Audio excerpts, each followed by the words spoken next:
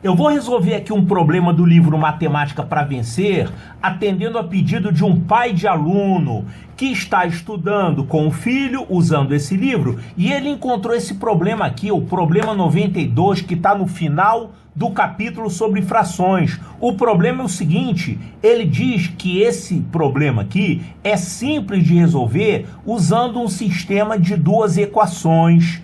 Porém, isso não é matéria de sexto ano. Então a dúvida dele é a seguinte: como resolver isso aqui usando apenas conhecimentos básicos de frações? Claro, o livro Matemática para Vencer é um livro criado especificamente para estudar para o colégio militar, para fazer a prova de ingresso ao sexto ano. Então, ele tem que utilizar apenas os conhecimentos de sexto ano.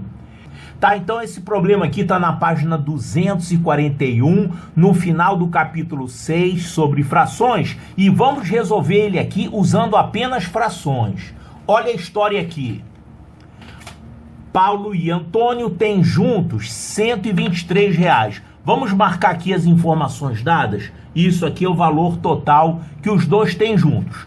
Paulo gastou 2/5 e Antônio 3/7 do que possuíam, ficando com quantias iguais. Quanto possuía cada um?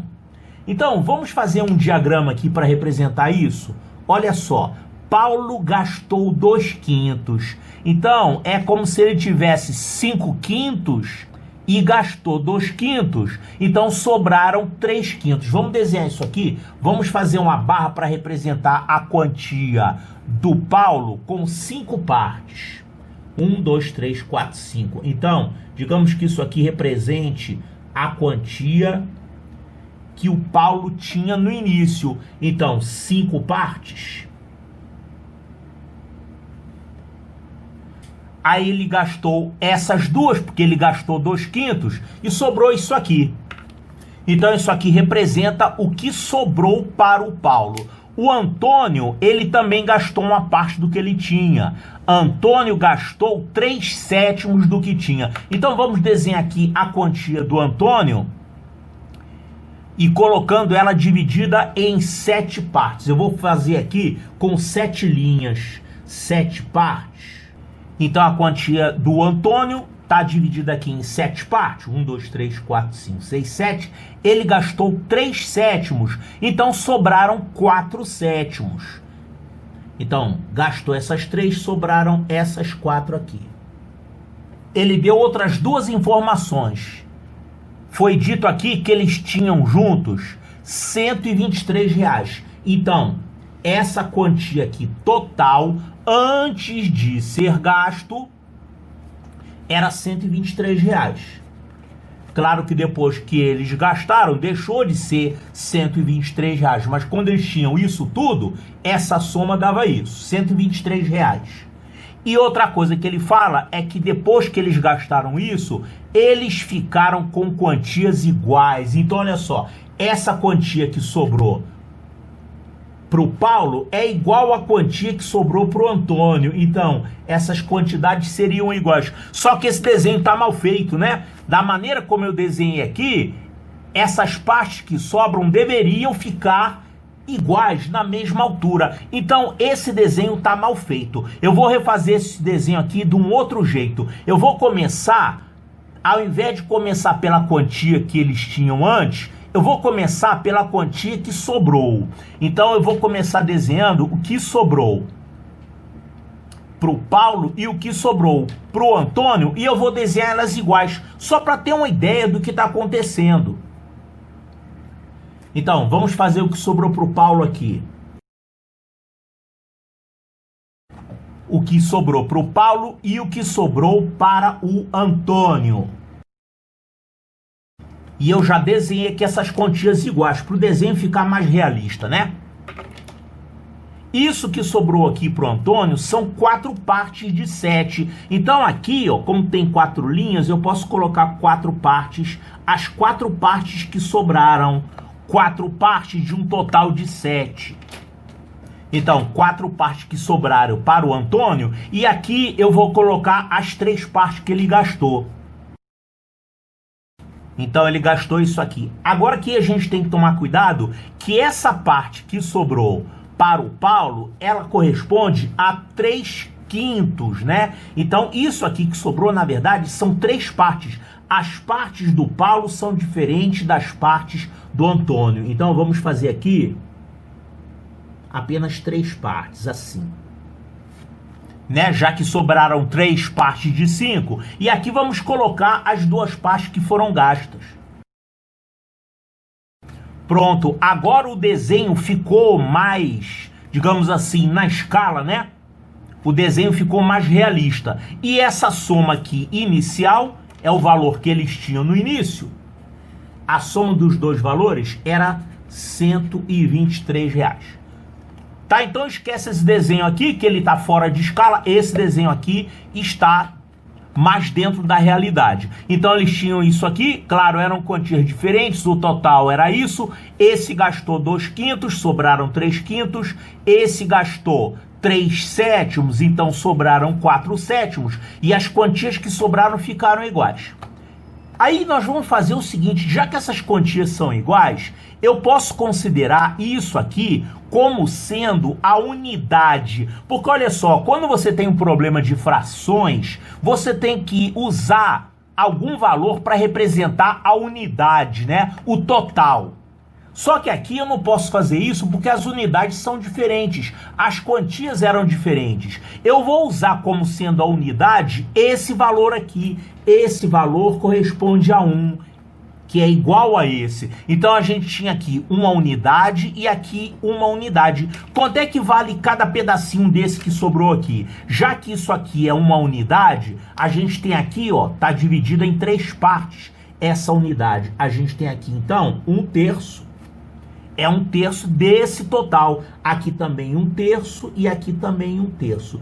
E essas partes que foram gastas, elas também são 1/3 e 1/3. Da mesma forma, considerando esse valor aqui como sendo a unidade, nós temos aqui, essa unidade está dividida em 4 partes iguais. Então a gente tem que fração aqui da unidade? 1/4, aqui também 1/4, 1/4 e 1/4. E essas 3 partes que foram gastas pelo Antônio, cada uma também corresponde a 1/4. 1/4, 1/4, 1/4. Então olha só, quanto que o Paulo tinha no início? Ele tinha 5 porções de 1/3, ou seja, ele tinha 5/3. 5/3 de quem? 5/3 desse valor. E o Antônio, quanto que ele tinha no início, antes da gastança? Ele tinha 7 partes que valem 1/4 cada um. Ele tinha o total de 7/4. Era isso que ele tinha. 7/4 de quem? 7/4 disso que sobrou para ele. Então a gente pode usar a mesma unidade de referência para os dois que a gente construiu assim. A gente pegou o valor que sobrou, que ele falou que são valores iguais, para representar as unidades. Então, esse valor total que eles tinham corresponde à soma dessas 2 frações. 5/3 disso, mais 7/4 disso. Então, quanto é que dá isso? 5/3 dessa unidade, mais 7/4. Esse total vai ser R$ 123, que é uma fração deste valor aqui. Quanto é que dá essa soma de frações? Vou reduzir ao mesmo denominador. O MMC é 12, então aqui vai por 4 e aqui vai por 3. Então essa soma de frações vai ficar 5 vezes 4, 20, e aqui 3 vezes 7, 21, e o denominador comum é 12, ou seja, 41 sobre 12. Essa fração, 41 sobre 12, é 41 sobre 12 de quem? Disso aqui.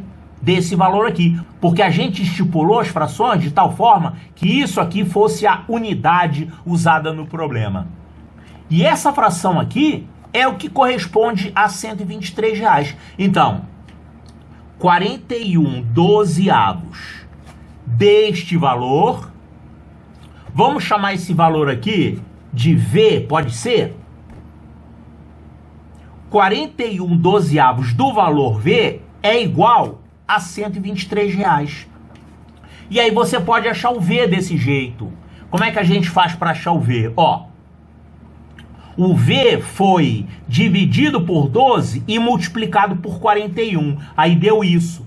Para achar o V, eu vou fazer essas operações ao contrário. Eu vou pegar 123, vou dividir por 41 e vou multiplicar por 12, não é isso? Você pegou o V, aí você dividiu por 12 e pegou o resultado e multiplicou por 41. Aí você achou como resultado 123. Para fazer o inverso, você percorre esse caminho. Pega 123, divide por 41 e multiplica por 12. Então, 123 por 41 dá quanto? 123 por 41, isso dá 3. Né? 123 é o triplo de 41. Aí você multiplica por 12. Então, 3 vezes 12, isso vai dar 36. Então, esse V aqui vale 36. Pronto, agora ficou fácil. O valor que sobra para cada um deles é R$36. Então, quanto é que eles tinham no início? O Paulo tinha 5/3 dessa unidade, que vale 36. Então, o Paulo, ele tinha 5/3 de 36. Isso aqui vai dar 36 dividido por 3 dá 12. 12 vezes 5, 60. O Paulo tinha R$60. E o Antônio, ele tinha quanto? 7/4 de 36. 7/4 de 36. Então, divide 36 por 4, que vai dar 9, e aí multiplica por 7. 9 vezes 7, 63. Então, os valores que eles tinham originalmente eram esses aqui. O Paulo tinha R$60 e o Antônio tinha R$63. Então, tá aí a resolução do problema sem usar a equação, somente com frações. Uma resolução típica que usa conhecimentos de sexto ano.